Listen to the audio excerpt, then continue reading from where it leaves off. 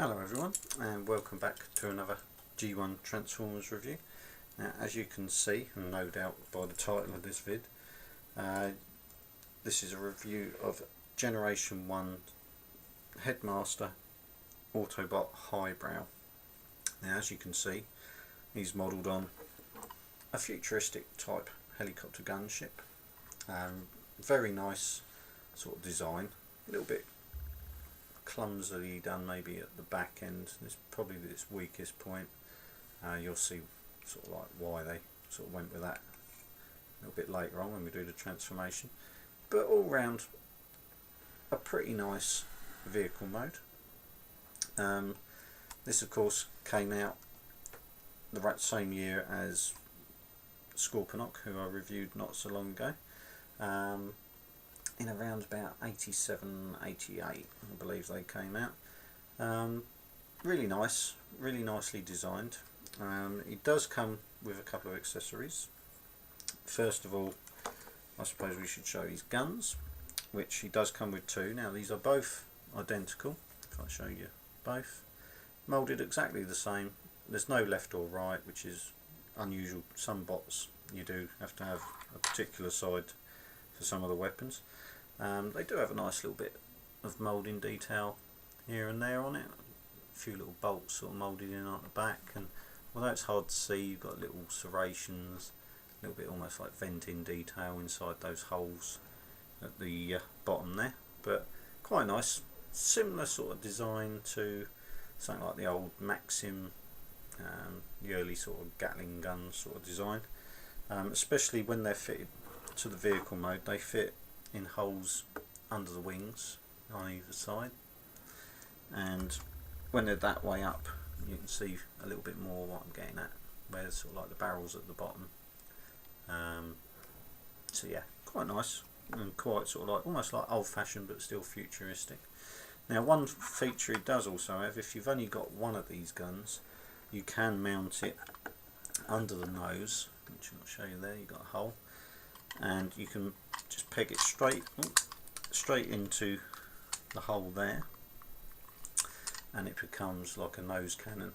So if you do happen to pick one of these guys up and he's only got one weapon, you can still kind of use it. It does make it a little bit unbalanced in vehicle mode because the wheels won't quite sit down properly on the surface when you've got it in vehicle mode, but it works great. If you've got the two, you can have one on each wing and you can display it like so. Now, as with all of the G1 Headmasters, of course he's got a cockpit. Now this does hinge open forward like so, and of course, as with all of the Headmasters, he came with a nebulan partner, which in this case is Gort. Now if I bring that in, and we'll see if we can get the camera to focus. Oh, there we go. Gort is very... oh, hello, the camera's off again. We can see that the detail on Gort is very nicely done. A little bit unusual sort of chest detail on that, on the moulding, but the face detail is fantastically done and brought out with a little bit of silver paint. Now, as with all of the Headmasters, if I let that refocus back here, they transform in exactly the same way. You just hinge the legs up to the back. Now I won't show you moving the arms. They do move at the shoulder, but as with all G1 Headmasters, it doesn't pay to fiddle around with that too much because it does put strain on these little pin joints at the top, and they do have a tendency to snap, so be very careful of that if you're ever picking any of these up. Doesn't matter on the leg joints, as you can see they're a metal pin and are designed to hinge a little bit easier. Obviously the lower part of the leg is separate, but because they're joined at the knee, you can only really get, say, like a seated position, something like that, with the Headmasters. But with the legs out straight, he does actually fit quite nicely into the cockpit, and you can close the canopy, so you can actually sit in there properly piloting the vehicle mode, which is again is a really nice touch. But getting him back out, if I can actually get hold of it, going to be a little bit awkward. There we go, got it out.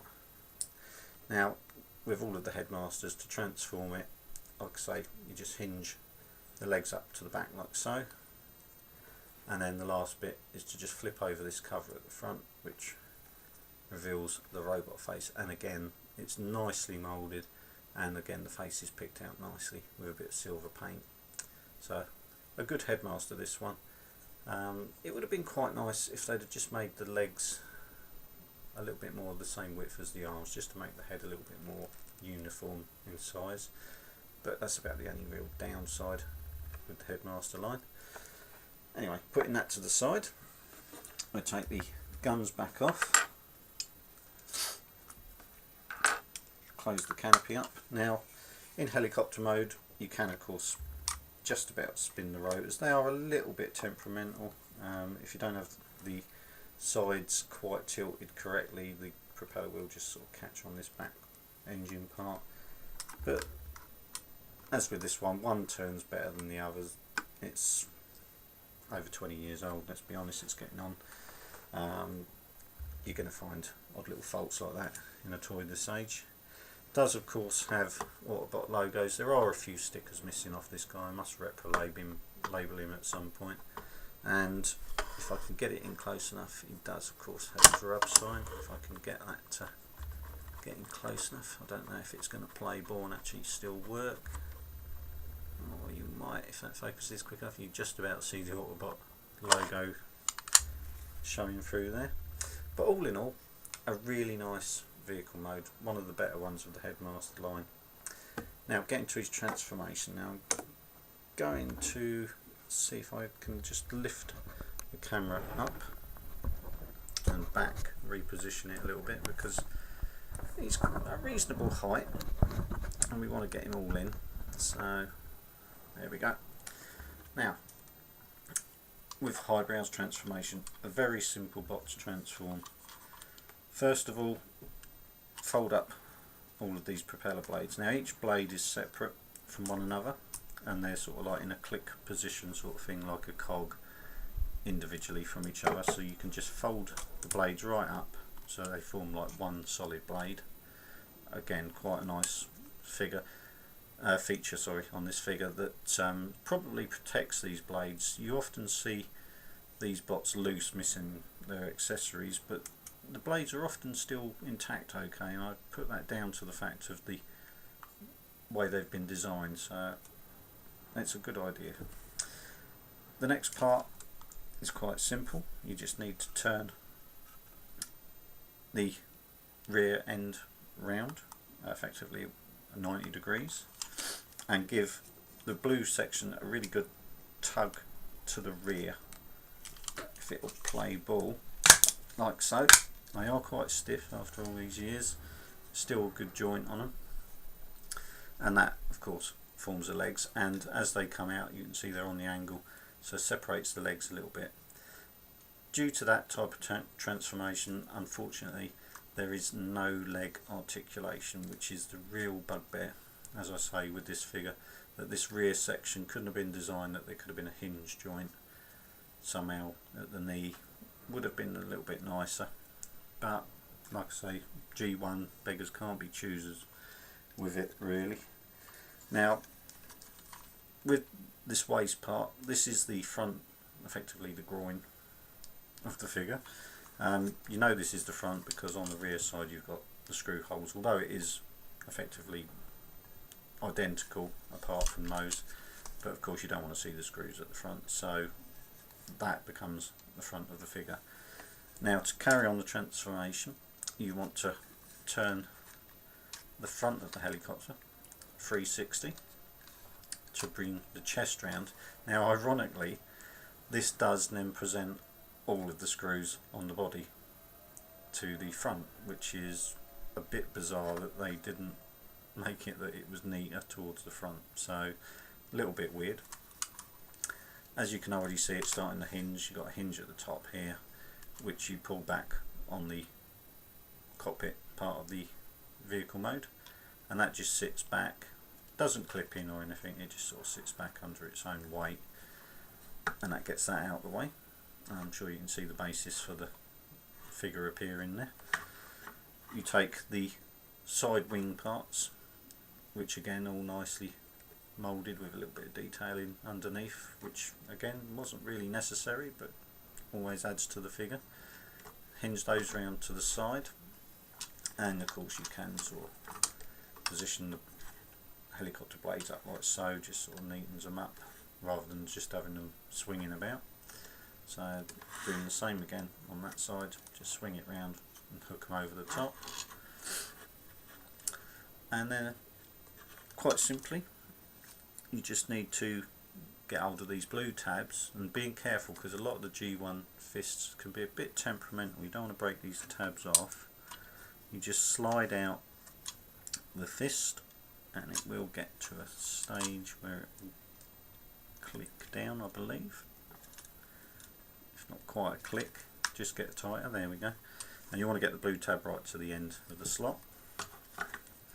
Do the same on this side. As I say, take a bit of care when you're doing these because you don't want to break what is effectively quite an expensive figure. To pick these up complete second hand now, I've seen them going upwards to about sort of £70 each when they're complete.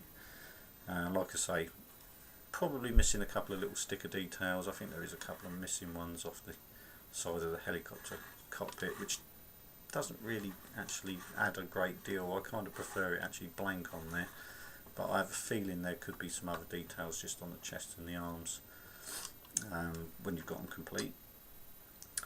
And that's pretty much the body transformed.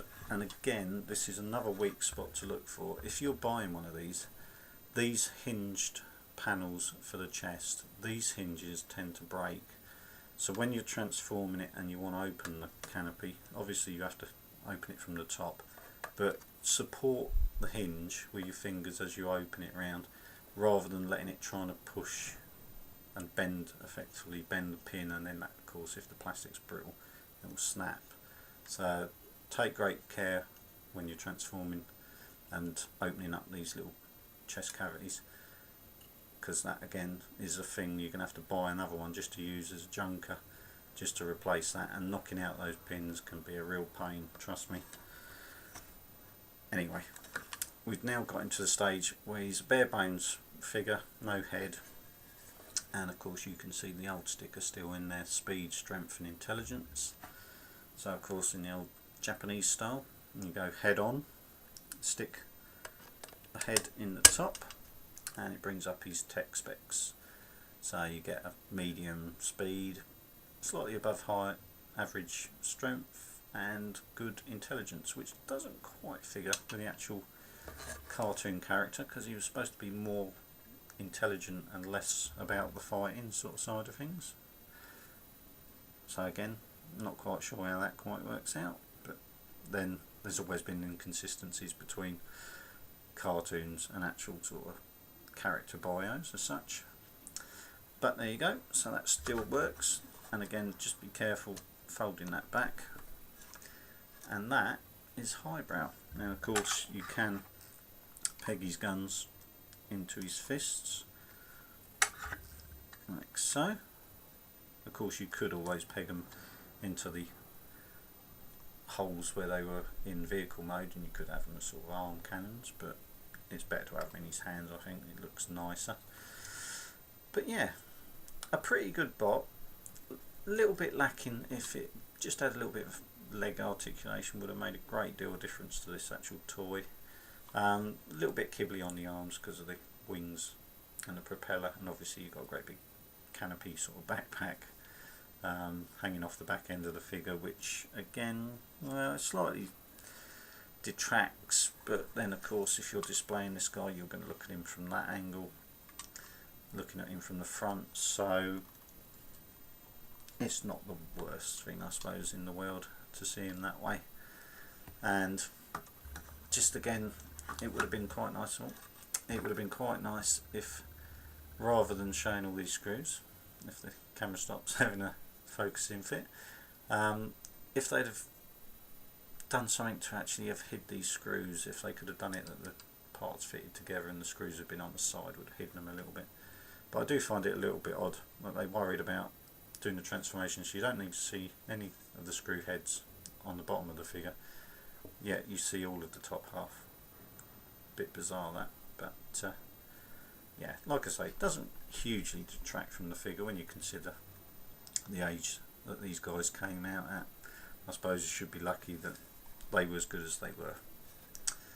Anyway, that is G1 Highbrow Autobot Headmaster. Hope you've enjoyed this little look at another G1 classic toy. I shall just say thanks for watching. Please feel free to comment and subscribe if you're not already subscribed. And thanks for watching. See you again, either for a Transformers haul vid or another review.